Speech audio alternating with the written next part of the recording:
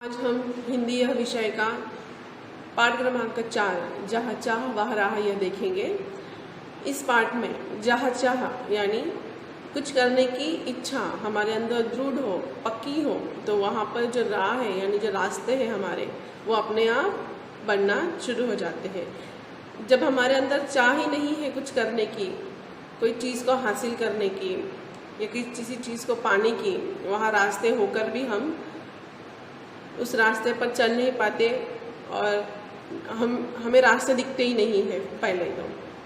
इसीलिए हमारे अंदर कभी भी कुछ करने की इच्छा हमें हमेशा दृढ़ रखनी चाहिए, पक्की करनी चाहिए, तभी हमें रास्ते अपने आप दिखाई देते हैं, हम उस रास्तों पर अपने आप चलते हैं।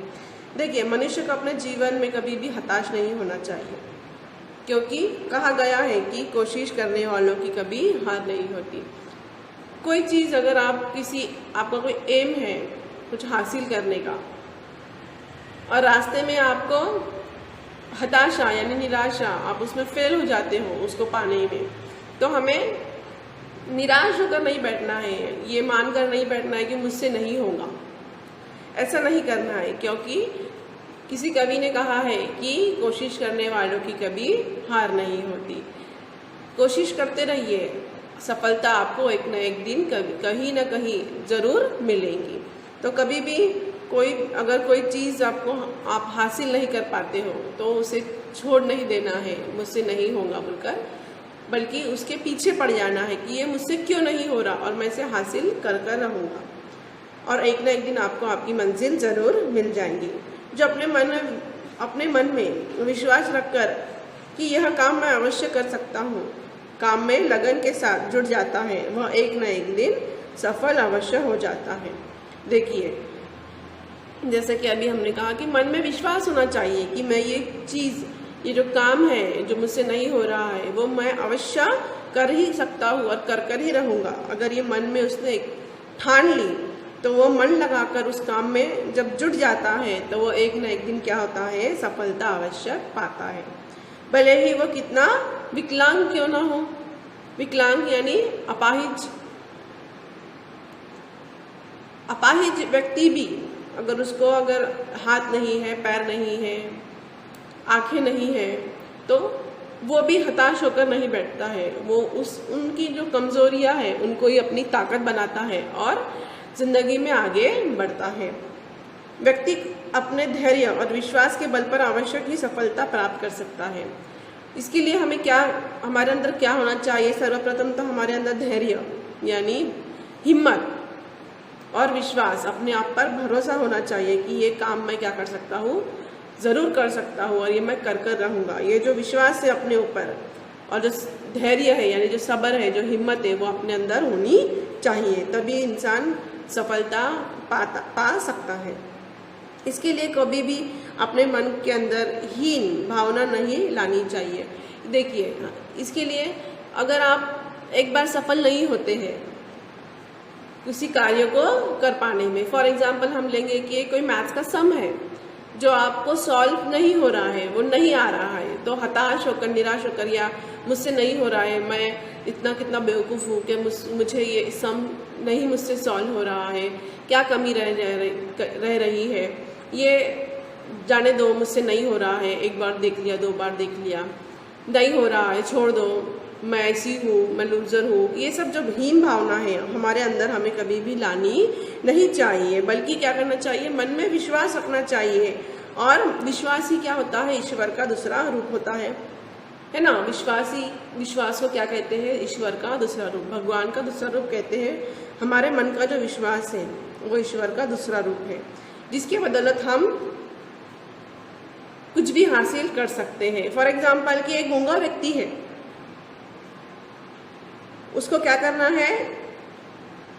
वक्पट्टू बनना है, यानी एक अच्छा गूंगा यानी जो बोल नहीं सकता, और वक्पट्टू यानी क्या? जिसे क्या करना है?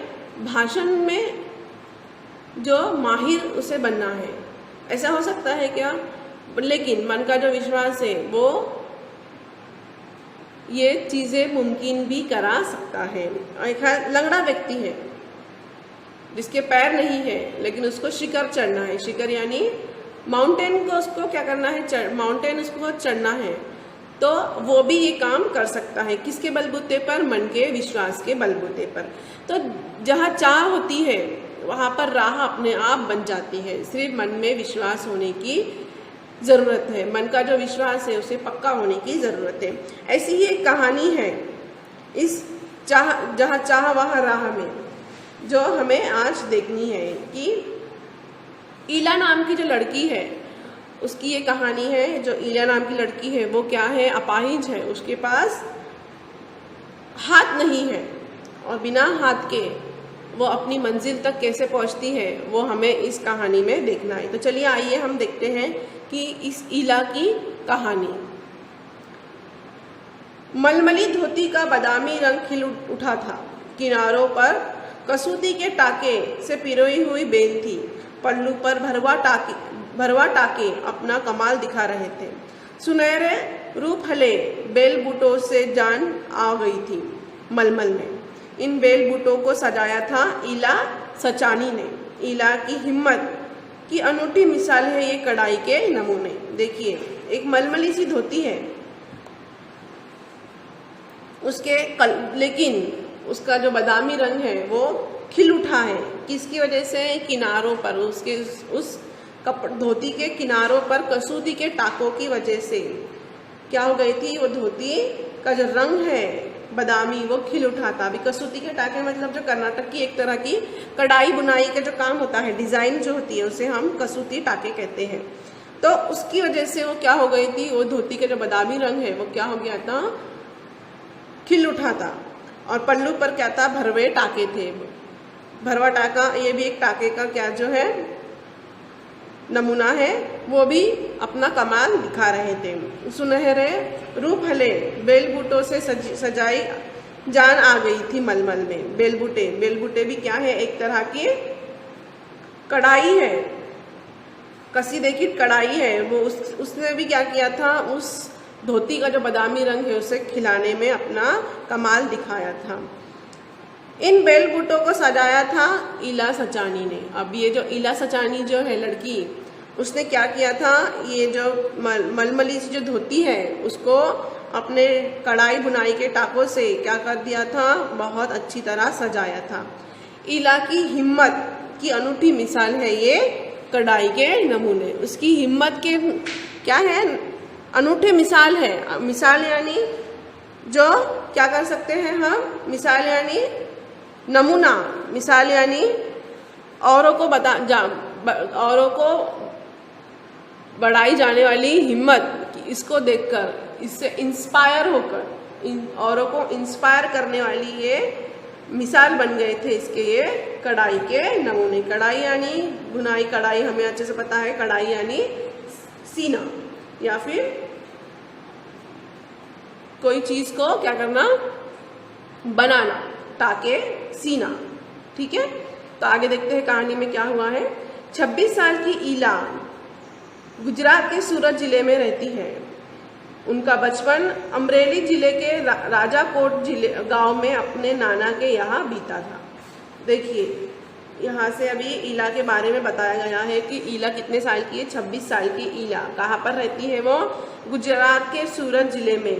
उसका जो बचपन है वो अमरेली जिले के राजकोटा में उसके जो नाना के घर बीता था। सांझ होते ही मोहल्ले के बच्चे घरों से बाहर आ जाते। कुछ मिट्टी में आड़ी तिरछी लकीरें खींचते, कुछ कन्नेरे के पत्तों से पिट पिट बजाते, कुछ गिट्टे खेलते, कुछ धीरे इधर उधर से टूटे फूटे घड़ों के ठिकरों बटोरकर पिट्टू खेलते। जब इन खेलों में से मन भर जाता तो पेड़ की डालियों पर झूला डालकर ऊंची ऊंची पेंगे लेते और ऊंचे स्वर में एक साथ गाते। कच्चे नीम की निंबोरी सावन जल्दी आयो रे। देखिए, सांझ होते ही यानी शाम होते ही जो मोहल्ले के जितने भी बच्चे हैं वो क्या करते, अपने घरों से बाहर आ जाते। कुछ बच्चे मिट्टी से खेलते, कुछ बच्चे जो हैं पत्तों से आवाज़ निकालकर कुछ पत्तों की आवाज़ों में, पत्तों की सहारे आवाज़ें निकालते हैं। कुछ बच्चे हैं तो गिट्टे खेलते हैं, कुछ इधर उधर क्या करते हैं, टूटे फूटे घड़े मटके जो भी है उसके ठिकरे जो टुकड़े हैं वो बटोर कर पिट्ठू खेलते हैं। और ये सब, और इन सब से जब मन भर जाता है तो वो क्या करते हैं, पेड़ की डालियों पर झूला बनाकर उसके ऊपर ऊंची ऊंची पेंगे लेना मतलब ऊंचा ऊंचा झूला वो झूलते हैं। और कौन सा गाना गाते हैं, कच्चे नीम की निम्बोरी सावन जल्दी आयो रे, यह गाना वो गाते हैं। ईला गाने में तो उनका साथ देती पर उनके साथ पेंगे नहीं ले पाती। रस्सी पकड़ने को हाथ बढ़ाती मगर हाथ तो उठते ही नहीं थे। वह चुपचाप एक किनारे बैठ जाती, मन ही मन सोचती, मैं भी ऐसे कुछ क्यों नहीं कर पाती हूँ। बच्चे भी चाहते हैं कि ईला किसी न किसी तरह तो उनके साथ खेल सके। कभी कंभार वह पकड़म पकड़ाई और विष अमृत के खेल में शामिल हो जाती, साथियों के साथ जमकर दौड़ती, मगर जब थप्पा करने की बारी आती तो फिर निराश हो जाती। हाथ ही नहीं उठते तो धप्पा कैसे देंगे। वह बहुत कोशिश करती पर उसके हाथों ने तो जैसे उसका साथ ही न देने की ठान रही हो। ईला ने अपने हाथों की इस जिद को एक चुनौती माना। देखिए, ईला जो है उनके साथ दूसरे खेलों में नहीं खेलों में उनका साथ नहीं दे पाती, लेकिन जब वो बच्चे पेड़ों पर झूले बांधकर जब ऊंची ऊंची पेंगे लेते हैं तब उन जो गाना गाते हैं उन गानों में उसका साथ देती। वो पेंगे नहीं ले पाती थी, क्यों? क्योंकि उसके हाथ नहीं थे, उसके हाथों में उसके हाथ कमज़ोर थे या फिर उसके हाथ नहीं थे, हम ऐसा कहेंगे। वो दूसरे खेलों में जैसा पकड़म पकड़ाई है, विष अमृत है, उसमें कभी कभी उनका साथ देती, लेकिन जब धप्पा देने की बारी आती तो फिर से निराश हो जाती। क्यों? क्योंकि धप्पा देने के लिए उसके पास जो हाथ है वो उसके उठते नहीं थे, जैसे मानो उसकी वो साथ नहीं देना चाहते थे। लेकिन इसी चीज़ को उसने क्या माना था, एक चुनौती माना था, और उस अपने हाथों को, इस जिद को वो एक चुनौती की तरह मान गई थी। अब उसे इन हाथों को बताना था कि उनके बगैर भी वो क्या कर सकती है, एक अच्छा जीवन जी सकती है। देखते हैं आगे। उसने वह सब अपने पैरों से करना सीख लिया जो हम हाथों से करते हैं। दाल भात खाना, दूसरों के बाल बनाना, फर्श बुहारना, कपड़े धोना, तरकारी काटना, यहाँ तक कि तख्ती पर लिखना भी। उसने एक स्कूल में दाखिला ले लिया। दाखिला मिलने में भी उसे परेशानी हुई। कहीं तो उसकी सुरक्षा को लेकर चिंता थी, कहीं उसके काम करने की गति को लेकर। किसी काम को तो वह इतना फुर्ती से कर जाती कि देखने वाले दंग रह जाते, पर किसी काम में थोड़ी बहुत परेशानी हो आती थी। वह परेशानियों से आगे घुटने टेकने वाली नहीं थी। उसने 10वीं कक्षा तक की पढ़ाई की। वह 10वीं की परीक्षा पास नहीं कर पाई। ईला को यह मालूम न था कि परीक्षा के लिए उसे अतिरिक्त समय नहीं मिल सकता। उसे ऐसे व्यक्ति की सुविधा भी मिल सकती थी जो परीक्षा में उसके लिए लिखने का काम कर सके। यह जानकारी ईला को समय रहते मिल जाती तो कितना अच्छा रहता। उसे इस बात का दुख है, पर यह आकर सब कुछ खत्म नहीं हो जाता ना। देखिए, इन हाथों को उसने चुनौती के तौर पर ले लिया था। अब वो हम जो हाथों से जितने काम करते हैं, अब ईला क्या करने लगी थी, पैरों से करने लगी थी। अब उसने क्या किया था, पैरों से कौन कौन से काम करने लगी थी वो, जैसा दाल भात खाना और बालों को बनाना, फर्श बुहारना, यानी जो फर्श जो हम क्लीन करते हैं वो पैरों से करने लगी, कपड़े धोना, तरकारी काटना, यहाँ तक कि तख्ती पर स्लेट पर लिखना भी उसने पैरों से सीख लिया था। उसने एक स्कूल में एडमिशन भी ले लिया था, लेकिन उस एडमिशन लेने में भी उसको क्या हो रही थी, बहुत परेशानी उसको वहाँ झेलनी पड़ी। क्यों? तो कहीं कोई स्कूल में उसकी जो सिक्योरिटी के लिए उसको क्या किया जा रहा था, उसकी सिक्योरिटी के लिए लोग परेशान थे या फिर चिंता उन्हें थी, क्या इसके पास तो हाथ नहीं है, ये गिर पड़ गई या कुछ इसको कुछ हो गया तो कौन जिम्मेदार रहेगा। या फिर कहीं तो क्या हो रहा था, कोई स्कूल में उसकी जो स्पीड है लिखने की या कोई काम करने की, उसको लेकर चिंता वो लोग जता रहे थे कि इतने स्लो ये राइटिंग करती है, काम करती है, तो ये कैसे कर पाएंगी। तो लेकिन कभी कभी वो कुछ कुछ काम इतने स्पीड से करती थी कि देखने वाला दंग हो जाता था, और कुछ कुछ काम में वो क्या थी, थोड़ी सी परेशान हो जाती। लेकिन उसने इस परेशानी से घुटने टेके क्या, नहीं, बिल्कुल नहीं, वह आगे बढ़ती गई। उसने 10वीं तक की पढ़ाई कर ली, 10th स्टैंडर्ड तक पहुंच गई, लेकिन 10th स्टैंडर्ड के जो एग्ज़ाम्स है वो नहीं दे पाई। उसे जो इन्फॉर्मेशन थी वो थोड़ा नहीं पता थी, जैसे कि उसे 10वीं में वो स्लो राइटर थी, तो उसको जाहिर सी बात है पैरों से लिखना कोई आसान बात नहीं होती है, वो पैरों से लिख पा रही है यही बहुत बड़ी बात थी, लेकिन वो स्लो राइटर थी, तो एग्ज़ाम में उसको एक्स्ट्रा टाइम नहीं मिला जाएगा या दे पाएंगे, ये उसको बात नहीं पता थी। और एक दूसरी बात क्या, उसके पास एक ऑप्शन भी था कि आप उनकी सहायता करने के लिए उसे एक एक्स्ट्रा जो व्यक्ति है वो उसकी मदद कर सकता है उससे लिखने में। वो कैसे, तो ईला जो है वो उसको आंसर डिक्टेट करेंगी, और वो जो इंसान है, वो जो अननोन व्यक्ति है, वो क्या करेगा, उसके लिए वो आंसर लिखेगा।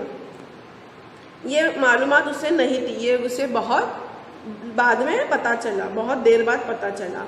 अगर उससे समय रहते मिल जाता तो कितना अच्छा होता, वो 10वीं की एग्ज़ाम दे पाती और आगे भी पढ़ पाती।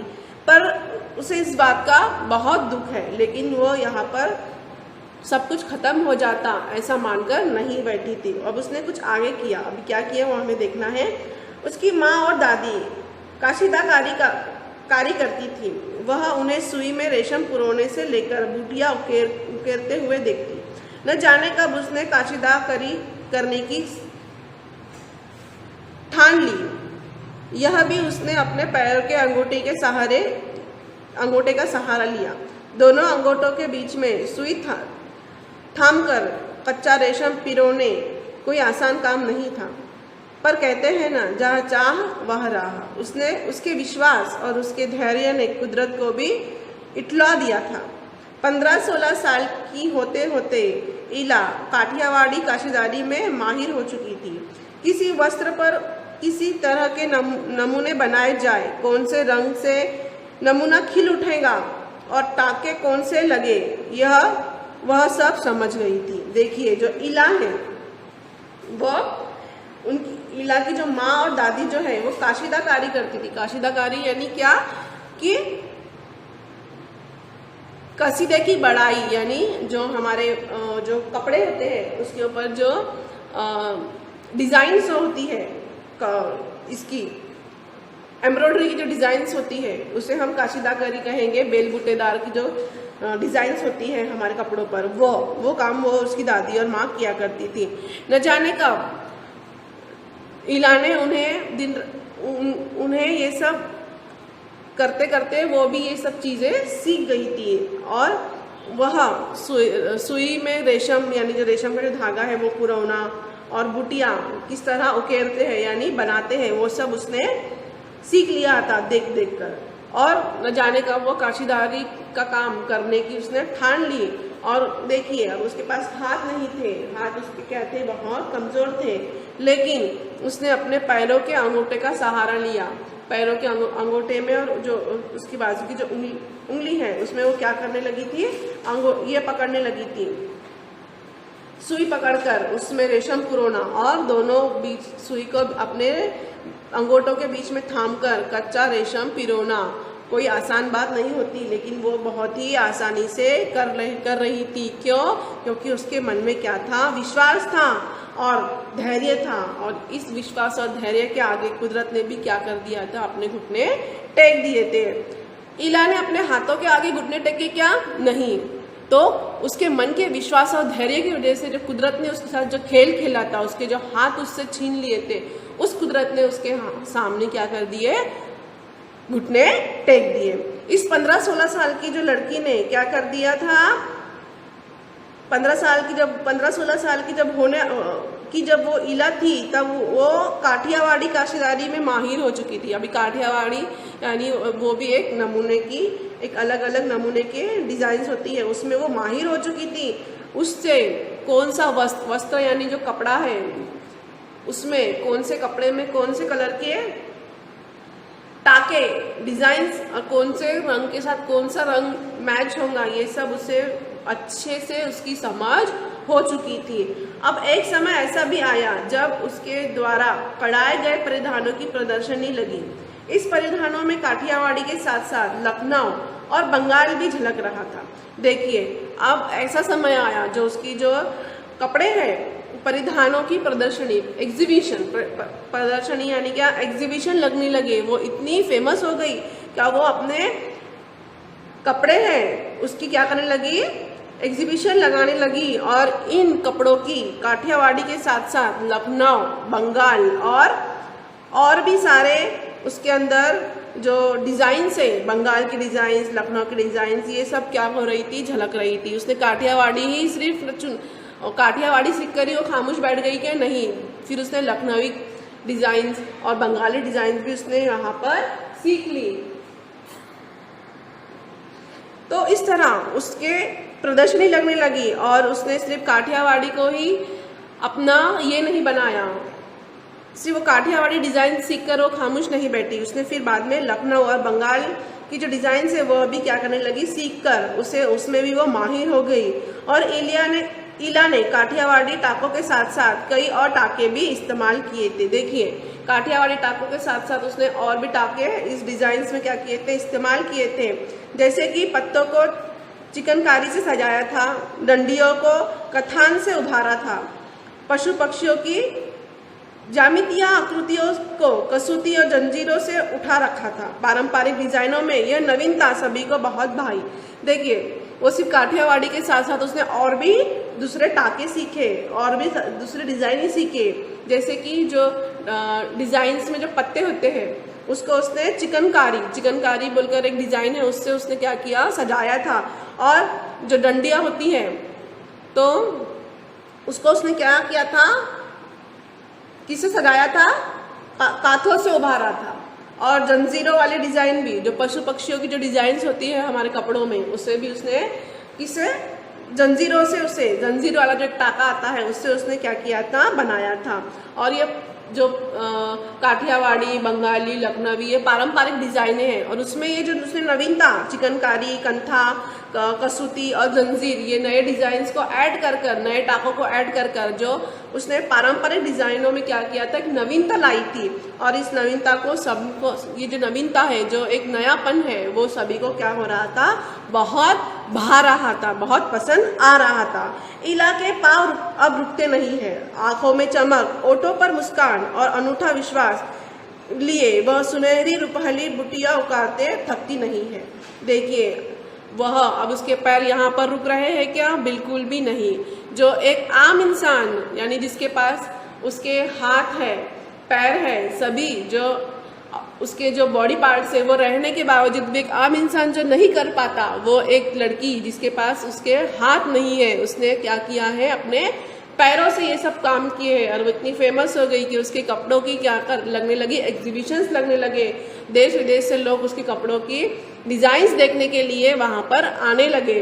तो देखिए अब उसके पैर रुक रहे हैं क्या, नहीं, वह अब उसके आंखों में चमक है, वो अपने होठों पर मुस्कान और अनूठा विश्वास लिए सुनहरी रूपहली बुटियां करते अब थकती नहीं है। देखिए लोगों को ये भी आश्चर्य हो रहा होगा कि इतना सुंदर डिज़ाइन उसने अपने हाथों से नहीं बल्कि अपने पैरों से क्या किया है, बनाया है। ये एक उसके अंदर एक अनोखापन लोगों को और ज़्यादा भा रहा था। तो देखिए इससे हमें क्या सीख मिलती है कि अगर हमारे अंदर विश्वास है कुछ कर गुजरने का तो हमें कोई भी बाधाएं नहीं रोक सकती। सिर्फ हमारे अंदर क्या होना चाहिए, एक विश्वास होना चाहिए कि कुछ कर गुजरने का।